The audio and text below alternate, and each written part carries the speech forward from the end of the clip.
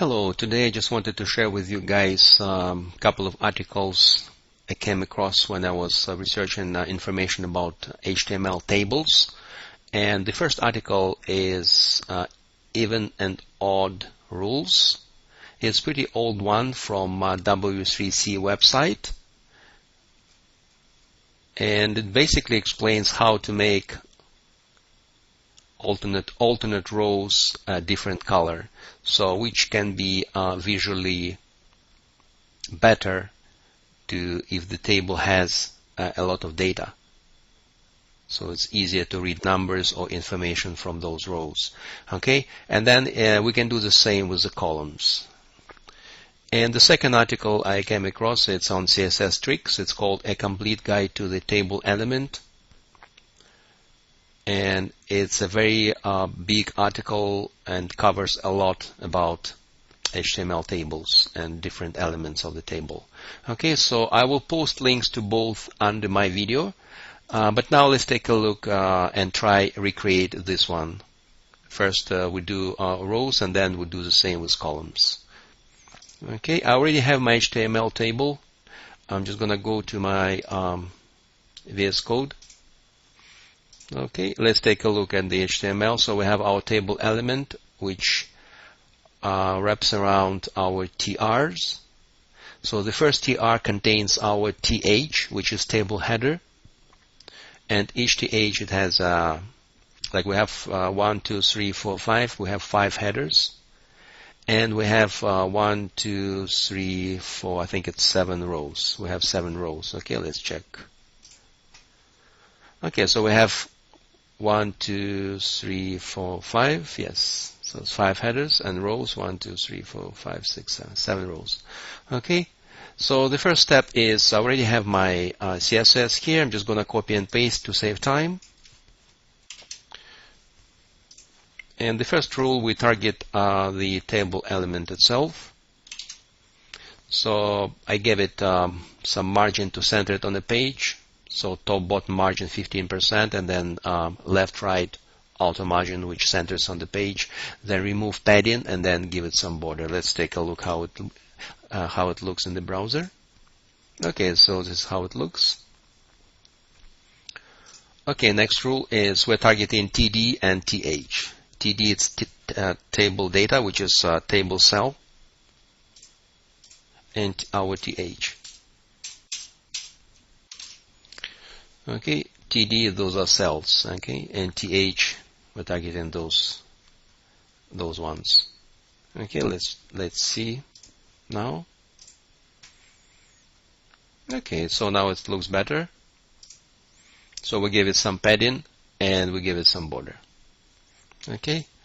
The next rule is say what we want to do is, for example, we want to align center the information within cells. So I think it's if we center it, it's going to look better.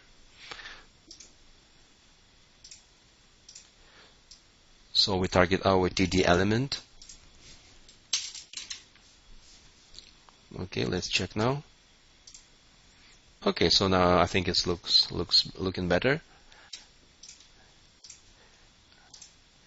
Okay, and also what we need to do is I think I want to keep this information in the first column. I want to keep it left aligned instead of center. And for this one, we'll do this.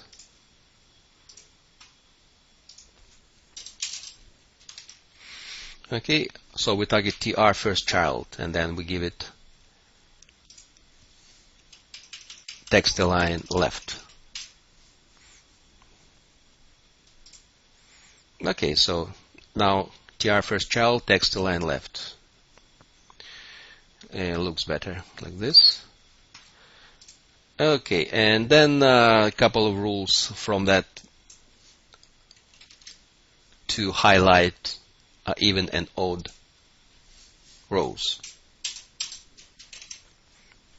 So it's done like this. So we do TR ends child selector for even, and then we give it the background of like this one, like a gray, very light gray, and then the odd ones we keep as F, it's white.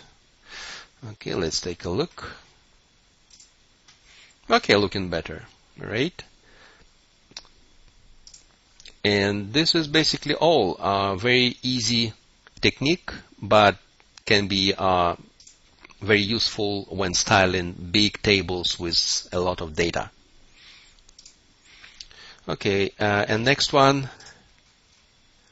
we can do the same with the columns. And to do the same with the columns, let's go back to that website. Let's see what they say here.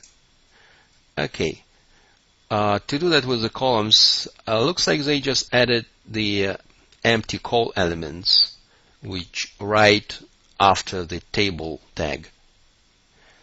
And this, the number of these col elements, it corresponds to those columns. So I think it's 1, 2, 3, 4, 5, 6, 7, 8, 9, 10. And here we have 1, 2, 3, 4, 5, 6, 7, 8, 9, 10. So it looks like all we need to do is just to add those empty columns and use them as the hooks for those first child and nth child selectors here. Okay, let's try this trick. So in my case, I have 5 th. So for me, it's going to be 5 cols. So I'm going to copy and paste here. So I have 5 cols, and I'm just going to comment out those rows, CSS for the rows, and I'm just going to copy and paste rules for even and odd columns. And let's see.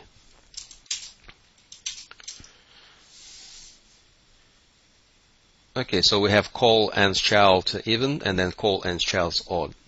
And then we just give it the background color. And let's see.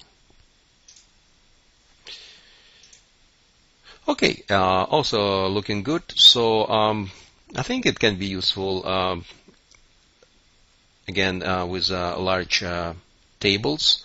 And that's basically all, guys. I'm going to paste those 2 links below the video. And that's all for today I wanted to share with you guys. And as always, thank you for watching.